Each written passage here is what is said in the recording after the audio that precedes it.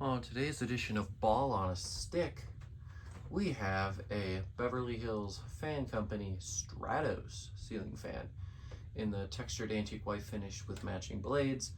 As a lot of you know, I already have two textured antique white Beverly Hills Fan Company fans that are also kind of balls on a stick. Only difference is those are not the Stratos, those are the Aurora. The Aurora was their uplight gimmick fan, whereas the Stratos was just their modern gimmick fan. The Stratos was their very, very first modern fan, designed in 1986 by, of course, Ron Rezick. Absolute genius of a design here. Absolutely love this fan. This one dates to 1996. And after I give you a close-up, I will sort of tell you about these fans and the similarities and differences between this and the Aurora. So as you can see, lovely textured antique white blades. The rest of the fan is in a sort of textured antique white finish. It's kind of like Navajo white. This one's a lot closer to Navajo than the other ones I have, which are of course the Auroras, which are sitting right down there. But those, as you can see, that one only looks darker because it's under shadow, but those are also in a very similar finish to this one here.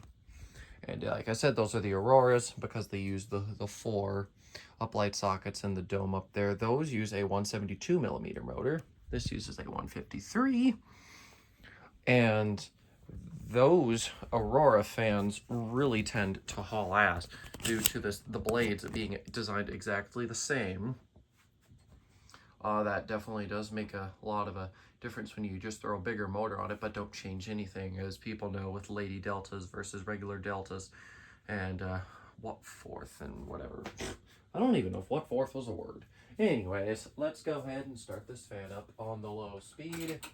High speed has quite the death wobble, and I can literally see the bar up there torquing with the wobble, so needless to say we won't be doing that. Also, due to that, I'm not going to be doing kilowatt or close-ups on any of the speeds because I would like to eliminate, or I should say, minimize the amount of time it's death wobbling until I can balance it. Some of these blades have slight warpage issues, however, this is much more just these blades need their position swapped around big time. And something I find incredible about this fan, I guess I never realized, but I bet you the Auroras are pretty similar. These realistically could go on an 8-foot ceiling. Where this ceiling fan is installed now is probably 7.5 feet. It's way less, well, I shouldn't say way less, but it is less than 8 foot. And if you didn't notice, I cleared it. Walking straight up, I could literally wobble my head around like some sort of insane, crazy person would. I shouldn't say that, I should say a metalhead would, as I tend to be. Anyways, yeah, I could do that and I wouldn't hit my head on it. Raise it up a few more inches, still wouldn't hit my head on it, obviously. Of course, the dome on the bottom might be different, but, you know. Either way, this realistically could be installed upstairs in the house somewhere. If I had a light kit for it, I definitely would find a place if I could balance it out. Just such a cool fan. I wouldn't mind putting it in my bedroom if I'm honest, but I ain't doing that. Alright, let's go ahead and take up to speed 2. It came with a 3-speed control. I decided to pull out my Fanimation 4-speed slider. The fan didn't work when I first powered it on due to another switch in the switch. I shouldn't say the switch housing, but in the housing there that wasn't working properly. So I just decided to, when I took this control out, because I wanted to see whether it was the control being an issue, so I hot wired it, and then I never put this control back because I didn't figure it was necessary.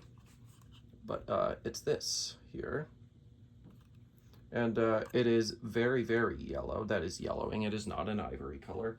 Luckily, since ivory is a color that controls like this come in, it's not really all that bothersome. But yeah, just thought you guys would like to see that. And that was a control that they would have sold with these fans on their own. The other two Auroras I have also have, those have Lutron controls, but they're all relatively similar. I would love a group install of all these someday. That'd be pretty cool. This one in the center, the two Auroras on the outside. It'd also be super cool. Imagine extended down tubes on the two Auroras with lights shining up on this one. That'd be really cool. So here we are on the medium low speed, which is already going pretty fast. I'm not happy with the capacitor values on this control with this fan. This control usually produces a much better low speed. It is this particular fan that just needs different cap values to get better low speeds and such. Anyways, go take up to the next speed. As per usual with these fans, I do experience an audible hum. The first one I brought home was relatively silent. The first Aurora, and the second one had more of a hum, but the lady said that was always there. I think she had it hooked up with the dimmer. This one wasn't on a dimmer. I don't know why, but it's noisy. So that is medium high. Already moving some pretty solid air, and I can definitely see the one blade that's out of alignment, but I don't think that's causing the major wobble you're going to see here in a minute. There is definitely much, much more to that. These fans came in, I believe, white, this textured antique white, probably regular textured white. They also came in like some brushed sort of polished chrome steel thing, which is really, really cool. I wouldn't be surprised if they came in brass, and I don't know what other finishes. And then, of course, later on down the line, they also introduced the Eclipse, which was similar to this. Only difference is the whole portion right there was different. It had holes in it. It was slightly different, and the bottom dome came down a little bit more. It was more of an oval rather than a circle. And then, of course, in 2003, they introduced the ball, which was this. Just instead of that whole down column, it was just a ball socket standard fan.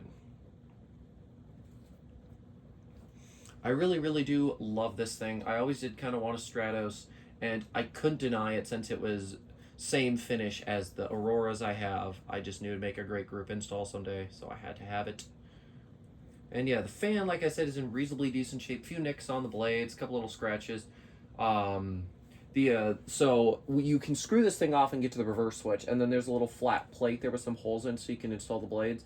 It's slightly bent, and that's causing some things to rub a little more. I'm gonna have to bend that back when I take it down, but yeah, not the worst. Wanted to let you guys see it run on this speed since high speed's gonna be rather quick.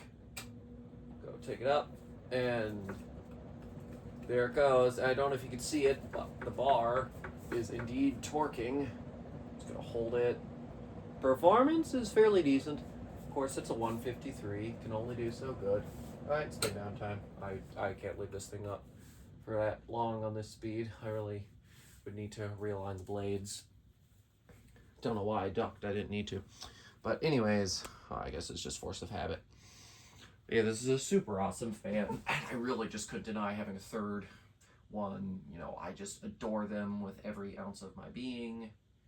So this was definitely worth it. And of course, I don't know if I mentioned it was free. Can't beat that either.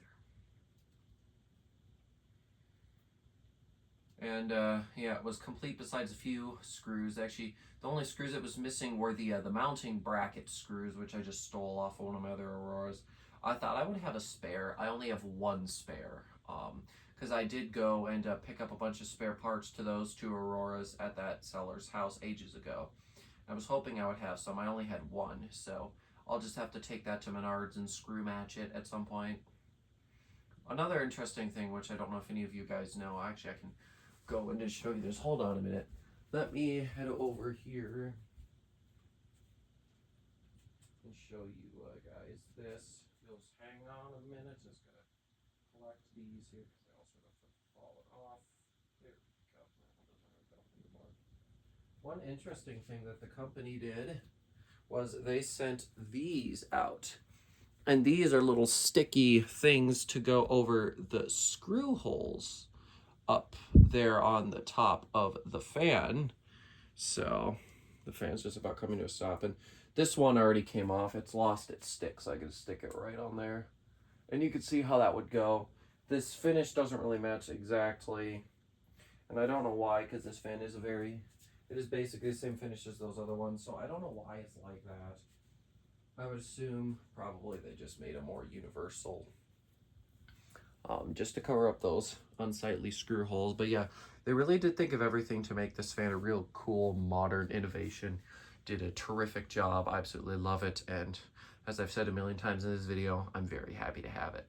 And I hope you guys enjoyed watching, and I will see you next time. Goodbye.